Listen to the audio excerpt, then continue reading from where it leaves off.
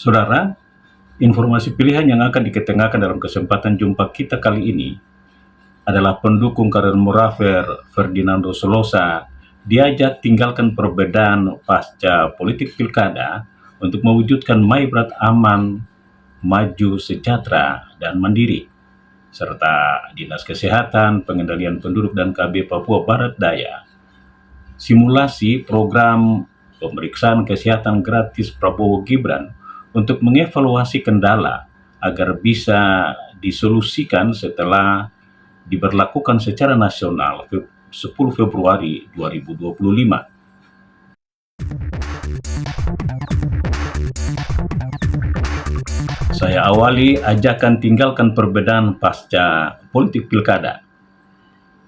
Harapan pejabat Bupati Maibrat Vicente Kampanabay agar Bupati, Wakil Bupati Maibrat terpilih membangun Maibrat untuk semua, diamini Karel Murafer SAMA dan Ferdinando Solosa SE, karena telah sejalan dengan visi keduanya menjadikan Maibrat aman, maju, sejahtera, dan mandiri.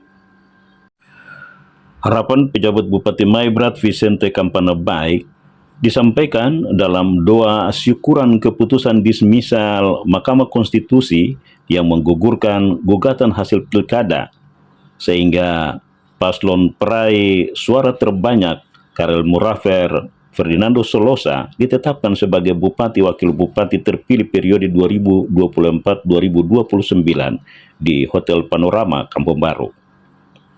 Keputusan dismisal Mahkamah Konstitusi pada puncak peringatan Injil Masuk di Mansinam 5 Februari disebut sebagai keputusan kuasa Tuhan, sehingga bisa dijadikan sebagai landasan iman membangun Maibrat untuk semua warga Maibrat.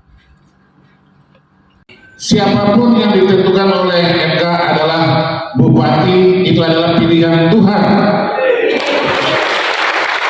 Dan seluruh masyarakat Maibrat harus terima. Bagi yang beriman harus dipikir secara utuh, keseluruhan, bukan berpikir separuh-separuh. Saya orang Aitinyo diangkat oleh Bupati, jadi saya pikir saya punya Aitinyo sajalah. Saya orang Ayam Marum, Bupati suangkat saya pikir punya Ayam Marum, jadi program bukan lari Ayam Marum. Gitu pun Eva, tidak boleh. Berpikir Maibrat secara utuh, keseimbangan, penting sekali itu untuk supaya Maibrat dari sekarang sudah harus mengubah opini-opini yang kurang baik itu. Karena Maibrat bagi peradaban tanah Papua sangat penting sekali dan khusus sekali. Maibrat salah satu bangsa yang mengubah peradaban tanah Papua menjadi modern. Maibrat. Orang Maibrat diakui di seluruh Papua. Di atas tanah Papua diakui atas pemikirannya, wawasannya, perencanaannya, kinerjanya. Kenapa kita punya sendiri kok lambat? Itu berarti harus kita bersatu. Di luar tuh jauh-jauh kok, di dalam tidak. Ini opini harus kita balik dia. Bahwa di dalam lebih jago daripada di luar. Seperti begitu. Itu yang ingin saya berpesan kepada seluruh masyarakat pendukung Pak Musa bahwa Bupati terpilih Karel Murafer SAMA mengajak partai pengusung dan pendukung Musa tinggalkan perbedaan pasca politik pilkada agar visi misi yang dijanjikan bisa dijalankan untuk mewujudkan Maibrat aman, maju, sejahtera, dan mandiri. Memimpin Kabupaten Maibrat, membawa kesejukan, membawa ketenangan, membawa kedamaian dalam pemilu kada yang orang Piala Dunia. Tapi pemilu itu dapat berjalan dengan baik, semua orang menerima keputusan dan senyum. Sekalipun ada tantangan-tantangan yang dihadapi. Itu. Sehingga pada tanggal 5 maka selesailah sudah perseteruan antara kami putra-putri terbaik, baik dari Korsa Aman maupun saya dengan Pak Solosa. Maka kami dua dimenangkan Dengan demikian pada waktu putusan kita rapat di Jakarta saya sudah sampaikan melalui pers bahwa kita dimenangkan oleh MK berarti kita adalah Bupati Maibrat. Dan tadi Pak PJ Bupati sampaikan bukan Bupati untuk tim sukses, Bupati Maibrat. Artinya bicara untuk kepentingan orang Maibrat secara utuh. Seperti itu. Walaupun ada tantangan-tantangan yang kita hadapi ke depan, pasti untuk menghadapi pelantikan dan lain, saya kira proses itu tetap kita gembuli sehingga semua itu bisa berjalan dengan baik. Itu yang perlu saya sampaikan. Kemudian hal yang berikut teknis untuk menyangkut pelantikan. Pelantikan itu sudah diumumkan langsung oleh Bapak Presiden melalui Menteri Dalam Negeri Republik Indonesia. Sementara Wakil Bupati terpilih Ferdinando Solosa SE mengamini ajakan Bupati terpilih karena status merah Pilkada Maibrat berhasil terhindar dari kerja keras dan cerdas pejabat Bupati bersama Sekda dan Forkopimda sehingga perlu terus dijaga. Pilkada 2024 selisih 7.000 lebih. Kerawanan menurut prediksi intelijen dan juga analisa penyelenggara pemilu di luar dugaan. Itu karena kolaborasi dari kita semua yang dipimpin oleh penjabat Bupati, Pak Sekda bersama jajaran Forkopimda, pemerintah daerah bersinergi dengan KPU, Bawaslu, dengan jajaran pimpinan denominasi gereja, para pejabat struktural, kepala distrik, tokoh, sehingga prestasi itu tercapai karena dituntun dan Tuhan sertai. Itu sebuah hal yang luar biasa. Jadi pilkada kali ini selisihnya jauh.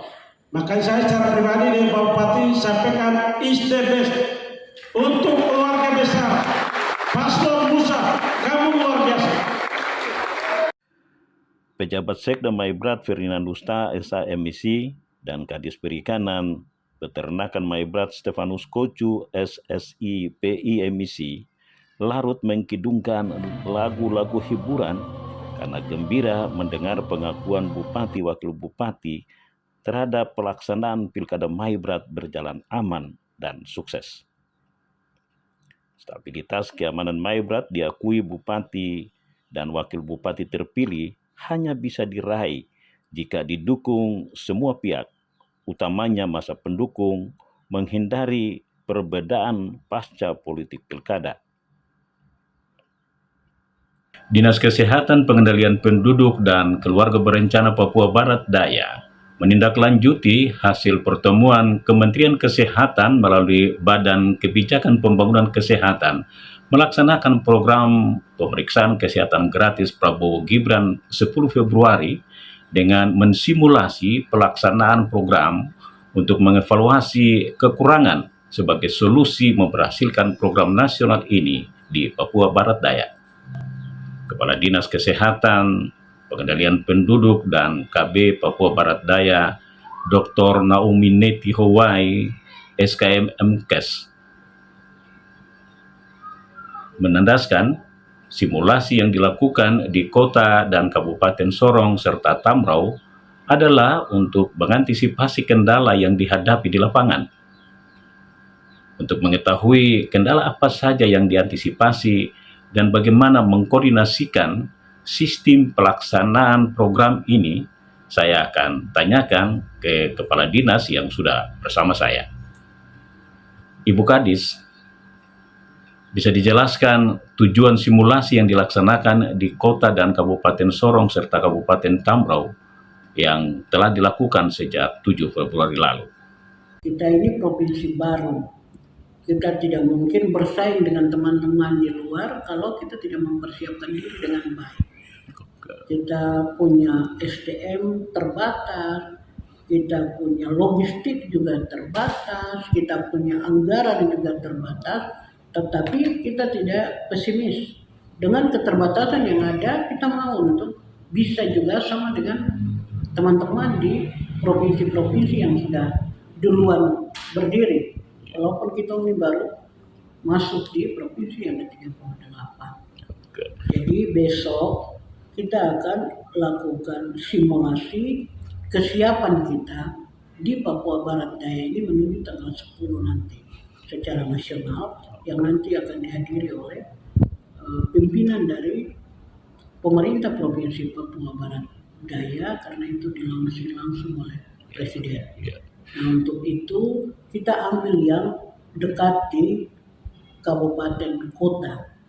Jadi di Kabupaten Sorong, Maksudnya dekat ini? dekat yang punya fasilitas sudah agak lengkap, Oke. lalu terpantau dengan Dinas Kesehatan Provinsi. Maksud saya itu dekat, dipantau langsung kesiapan mereka. Karena ini harus bertahap, tidak bisa semua satu kali pun tahun ini kita siapkan, tidak. Harus disesuaikan. Jadi ada Kabupaten Sorong itu ada 3 sampai 4 puskesmas. Lalu Kota Sorong 1 atau 2 puskesmas. Kenapa saya sebut begitu? Karena mereka ini yang hadir dalam pertemuan, sehingga mereka sudah menyiapkan segala sesuatu yang berkaitan dengan simulasi besok. Lalu rumah sakit, ada rumah sakit JPW, ada rumah sakit Selebi Solo, dan rumah sakit Angkatan Laut.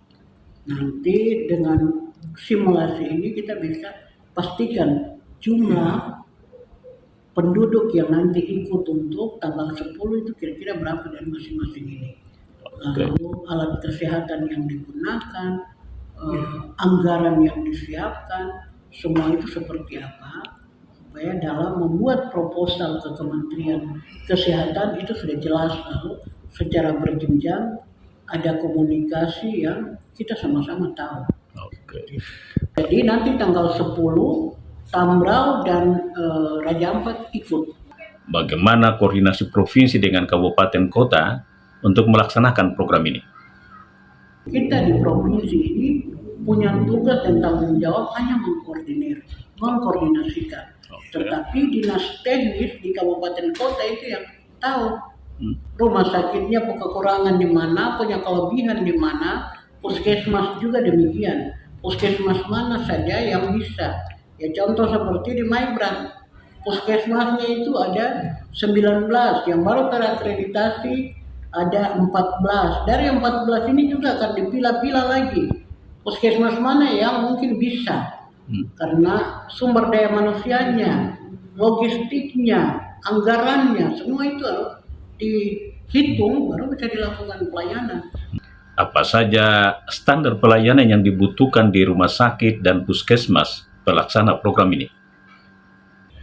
Tadi pertama dia harus terakreditasi secara baik di Kementerian Kesehatan. Kalau terakreditasi otomatis semua pelayanan yang dimintakan itu pasti akan dilakukan. Karena di dalam akreditasi itu juga dinilai SDM-nya. Berapa SDM yang ada di puskesmas maupun rumah sakit. Fasilitas layanan kesehatannya di situ seperti kalau di rumah sakit tempat tidurnya, ruangannya, kalau di puskesmas ruangan-ruangan yang digunakan itu seperti apa. Lalu yang berikut lagi bahan habis pakainya itu dihitung. Dalam 1 tahun itu bagaimana, bisa tidak. Karena ini juga berkaitan dengan pengobatan gratis ini kita juga hitung bahan habis pakai. Nah, untuk ketahuan Bapak Ibu bahwa bahan habis pakai yang punya dinas kabupaten kota maupun provinsi itu kita sudah anggarkan dalam perencanaan anggaran APBD baik kabupaten kota maupun provinsi untuk tahun 2025 tidak ada kegiatan ini. Kegiatan ini kan baru, sehingga perlu perencanaan lagi, perlu perhitungan ulang lagi, perlu pembicaraan refocusing ini kan bukan di dinas. Ini pimpinan tertinggi kepala daerah. Jadi kita berharap setelah gubernur, bupati, wali kota terpilih ini dilantik, lalu kita akan bicara dengan pimpinan pimpinan ini untuk kebijakan anggarannya seperti apa. Dan itu juga kan harus dengan DPR. Apa yang diharapkan dari kepala daerah terpilih yang akan dilantik 20 Februari oleh Presiden di Jakarta? Kebutuhan real yang kita butuhkan di puskesmas maupun di rumah sakit. Tadi, bahan habis pakai harus dibeli. SDM yang kita pakai ini kan harus honornya mereka kita siapkan. Lalu yang berikut protapnya kita yang buat. Kalau itu secara administrasi kita siap. Karena alur-alurnya itu tadi saya sudah perintahkan staf, dinas yang membuat. Lalu menempelkannya nanti di rumah sakit atau puskesmas. Sehingga ini kita punya pengobatan atau program ini bukan program orang sakit, tetapi ini program orang sehat yang mau diperiksa kesehatannya supaya dia tidak jatuh ke penyakit-penyakit yang nanti mematikan. Jadi dari awal sudah ada pencegahan. Dan kegiatan seperti ini sebenarnya sudah dilakukan dari dulu di puskesmas-puskesmas. Cuma tidak sedetail yang hari ini mau dikerjakan oleh Bapak Presiden sekarang. Tapi untuk pelayanan-pelayanan seperti ini sudah dari dulu. Saya masih di puskesmas, Bapak Sekretaris masih di puskesmas, jadi kita kerjakan.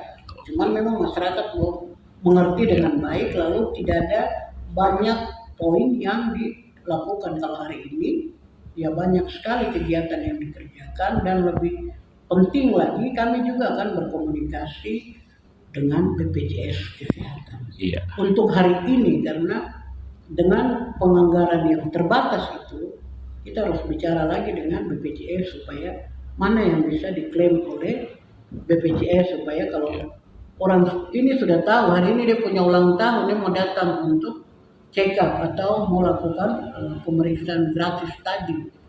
Lalu rumah sakit mau kerjakan mana yang dibayarkan oleh BPJS, itu yang dikerjakan. Lalu cara klaimnya seperti apa, itu juga harus kita bicarakan. Ada hal penting yang perlu kita ketahui bersama, yaitu karena program ini namanya program pemeriksaan kesehatan gratis ulang tahun.